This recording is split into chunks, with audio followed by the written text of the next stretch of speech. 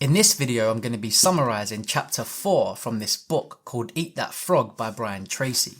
Now this book's about 21 great ways to stop procrastinating and get more done in less time. Now if you haven't watched my previous video where I summarised chapter 3 from this book, then make sure you go ahead and watch that video first by clicking here. In addition to that, if you want to pick yourself up a copy of this book so you can follow along with each chapter, then I've left a link in the video description box down below. With that said, let's get straight to it. So chapter 4 is called Consider the Consequences. The mark of the superior thinker is his or her ability to accurately predict the consequences of doing or not doing something. So depending on how important a task is to you, that's the frog that you should eat first. After 50 years of research, Dr. Edward Banfield of Harvard University said that long-term perspective is the most accurate single predictor of upward social and economic mobility in America. Now I can see why that's true, because if you think long-term, you're more likely to consider the consequences of your current actions.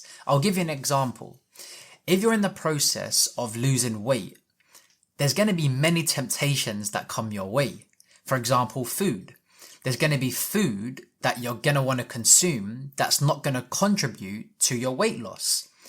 Another example is when your alarm goes off, you're going to feel the temptation to just lay in bed rather than going to the gym because it's more comfortable and it's easier to stay in bed than it is to get up, get ready early in the morning, or if it's of an evening or whenever it is. Either way, it's more comfortable to not go to the gym. But when you think long term, you consider the consequences of giving in to those temptations. And as a result, it's easier to resist those urges. It's easier to resist those temptations because you know it's not going to contribute to your long-term goals. Now, before we move on, my name's Luke, and this channel is all about personal development, and I'll be sharing the things I've learned and continuously learn.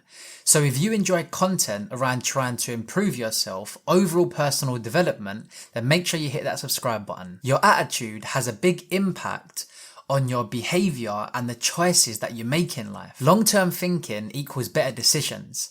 So think carefully about how you're spending your time. One of the rules within this chapter is this: long-term thinking improves short-term decision making. Now, if you look at your life right now, do you think that the things you're doing are contributing towards your future or taking away from your future? Now, when I asked myself this question, I realized that I wasn't thinking that much about the future. I was more interested in short-term pleasures, short-term satisfaction, instant gratification. But as more time went on, I started to think deeper and I started to think more about the future and also the consequences of doing or not doing something. And as a result, I started to make adjustments within my life. Now, one of the examples that I want to give you is with this YouTube channel. I've wanted to start this channel and create a YouTube channel for quite some time, but I kept on putting it off. I just thought, I'll get round to it one day. Essentially procrastinating. Just putting it off to a later date, which never comes unless you initiate it, unless you actually take action on something, unless you take control of your life. Nothing happens otherwise. But then, as time went on, I started to consider the consequences, What are the consequences if I do this? And what are the consequences? And what are the consequences if I don't do this? And the consequences of me doing it is, well, I get to try this YouTube thing out. And I get to try and I get to find out if I can actually turn this into something that can be helpful for people. And on the flip side, the consequences of not doing it is I'll always be wondering, what if? What if I would have given this YouTube thing a try? What if I could have actually turned it into something? What if? See, the consequence of thinking, what if?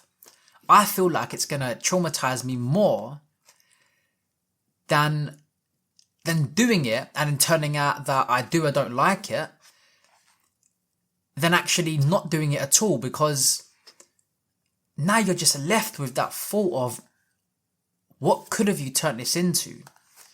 What if I just got over my fear and just done it anyway, despite how I feel? And then what I decided was, I'm just going to do it. I'm just going to pull the trigger and I'm going to do it, because the consequences of not doing it is going to traumatize me more than just doing it. Because I don't want to be left with that thought. I don't want to be left with that thought of, what if? I don't like thoughts like that. What if I would have tried? Just try it and find out. If you do it and you don't like it, well, at least you know. But if you want to do it and you don't do it, you'll always be wondering, what if? I don't want to deal with that. Now, I'm just going to read a few paragraphs within this chapter. And the reason why is because these few paragraphs that I read had such a powerful punch to them.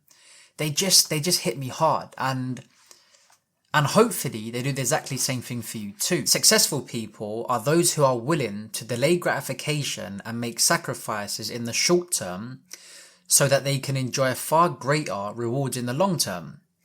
Unsuccessful people, on the other hand, think more about short-term pleasure and immediate gratification, while giving little thought to the long-term future. Dennis Waitley, a motivational speaker, says losers try to escape from their fears and drudgery with activities that are tension relieving. Winners are motivated by their desire towards Winners are motivated by their desires towards activities that are goal achieving. For example, coming into work earlier, taking courses to improve your skills, and focusing on higher value tasks in your work will all combine to have an enormous positive impact on your future. On the other hand, coming into work at the last moment, reading the newspaper, drinking coffee and socializing with your co-workers may seem fun and enjoyable in the short term, but inevitably leads to the lack of promotion, underachievement and frustration in the long term. Now, I don't think that I need to say much about that, because if you truly embed that within your mind, I mean truly embed that within your mind, it has the potential to change your life. So try your best, just like how I'm going to try my best, to remind yourself of the consequences,